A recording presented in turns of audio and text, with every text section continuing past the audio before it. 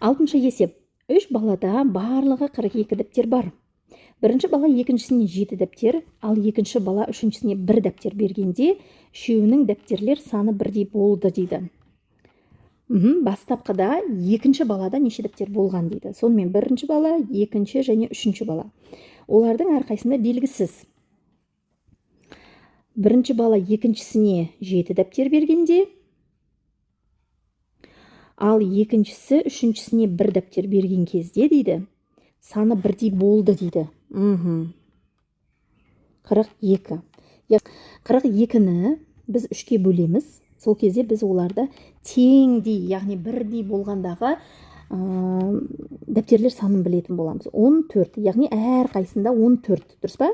Бірақ ол бергеннен кейін ғана 14 болды.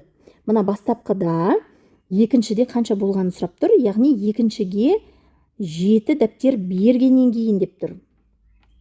Демек, 14-тен 7-ні алып тастаймыз.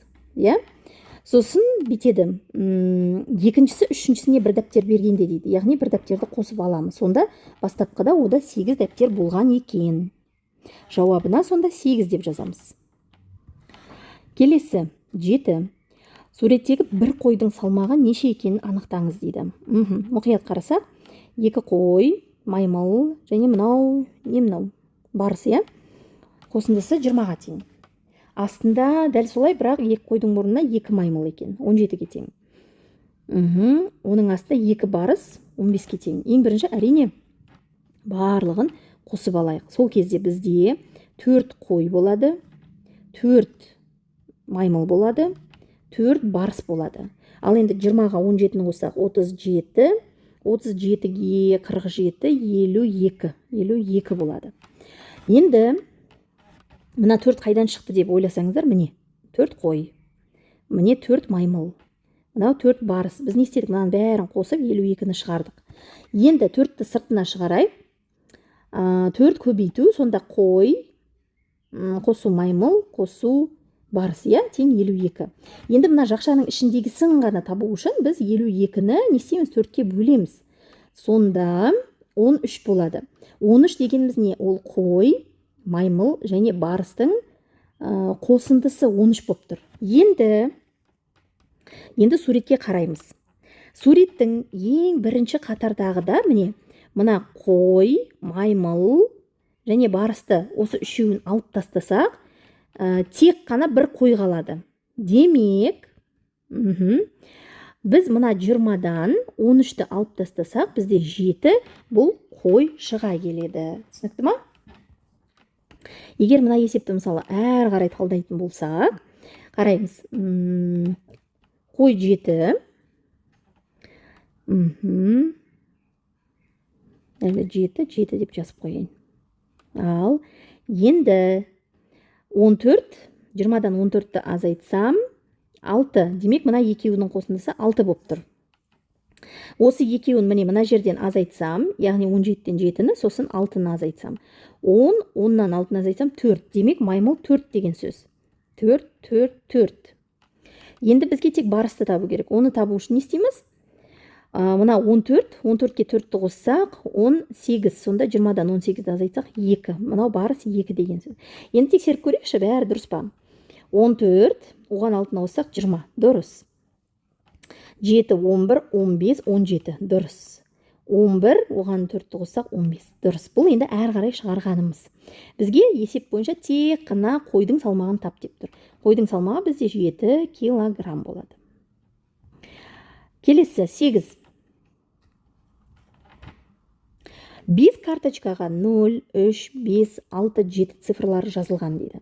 Жалғас 2 карточканы алып, 2 таңбалы сан құрастырды да, ол санның 8-ге қалдықсыз бөлінетінін білді дейді. Ол мысалы қандай болуы мүмкін? Мысалы 56 болуы мүмкін ғой? Мүмкін. Басқа қандай сан мына жерде құрауға болады? 8-ге қалдықсыз бөлінетіндей. 35 болмайды, 36 болмайды. 53, 57, 73, 76, жоқ, басқа болмайды. Сосын тағы да 2 карточка алды, ол 2 таңбалы сан құрастырып, 3-ке қалдықсыз бөлінеді дейді. Енді бізде қалды 0, 3, 7. Егер мен 3 пен 7-ні қоссам, 37. Бұл қалдықпен шығатын болып кетеді, 3-ке бөлсе. Демек, мен 3 пен 0-ді аламын да 30 жасаймын. Сонда қалып қойған бір карточкада қандай сан жазылған дейді. Ол әрине 7 болады. Сондықтан жауабына 7 деп жазамыз. 9. Суреттегі сандардың орналасу заңдылығын анықтап, 5-ші қатардағы сандардың қосындысын тап дейді. Қараймыз. 1, 2, 3, 4, 5, 6, 7, 8. Түсінікті. Демек, 16-ға дейін келіпті. Енді 17, 18, 19, 20, 21, 22, 23, 24, 25. Мына қатардағы мына 1 болса, мына жерде 3 сан, яғни 2-ке артып отыр. Мына жақта 5 сан, мына жақта 7 сан, мына жерде 9 сан болады. Енді бұларды қосу үшін не істейміз? Гаусс әдісін пайдаланайық. 17-ге 25-ті қоссақ қанша? 35, 42. Дұрыс па? 25 қосу 17.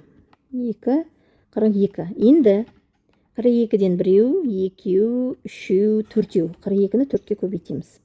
8, 16, 168 шықты. Енді ортасында тағы бір 21 қалып қалды. Оны қосамыз. 9, 8, 1. Сонда 189 шықты. Сонда жауабына жазамыз. 189. Келесі. Қастер нағашы ағасынан жасыңыз неше деп сұраған кезде, ол менің жасыма дейді. X. 10-шы. Менің жасымның жартысын қоссаң дейді. Яғни X бөлінген 2-ні қоссаң. Жақсы. Және оның жартысын дейді. Қосамыз. X бөлінген 2, тағы да 2-ке бөлу, я? Және 3-ті қоссаң дейді, болады бізде 45 дейді. Бұл есепті шығару үшін біз кері жүру арқылы шығаратын боламыз. Тең 45. Енді қараңыздар. Мынау X бөлінген 4 деген сөз, е? Бірінші 45-тен біз 3-ті азайтамыз. 42.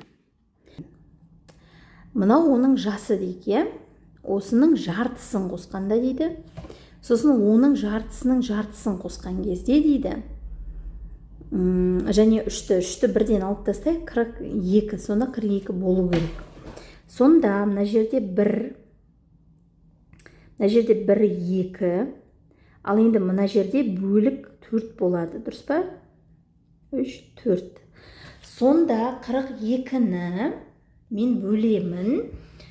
Қанша бөлік бар? 4, 6, 7 бөлік бар. Сонда 6. Сонда мына 4-тен 1 6 боп тұр. Енді оның жартысы 12 боп тұр. Яғни 6-ны мен 4-ке бөлсем, оның жасы сонда 24 боп тұр. Мен осылай шығардым. Енді былай істейік. Осыны тексеріп көрейікші. Жасы 24 дейік, 24. 24-тің жартысы 12 болады. Оның жартысы 6 болады. 24-ке 12-ні қоссақ 36, 36-ға 6-ны қоссақ 42, 42-ге 3-ті қоссақ 45. Яғни бұл есептің бірнеше шығару жолдары бар, бірақ маған ең тиімдісі осы кесімді әдісі болып тұр. Сонда жауабына не деп жазамыз? Қастердің ағасының жасы нешеде сонымен? Оның жасы 24-те.